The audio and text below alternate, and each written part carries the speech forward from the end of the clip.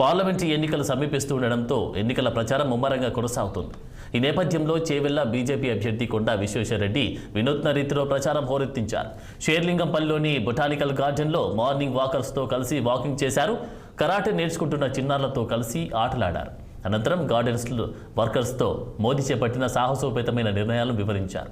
నరేంద్ర మోదీని మరోసారి ప్రధాని చేయాలని కొండా విశ్వేశ్వరరెడ్డి కోరారు. ప్రచారంలో స్థానిక బీజేపీ నాయకులు, కార్యకర్తలు పాల్గొన్నారు.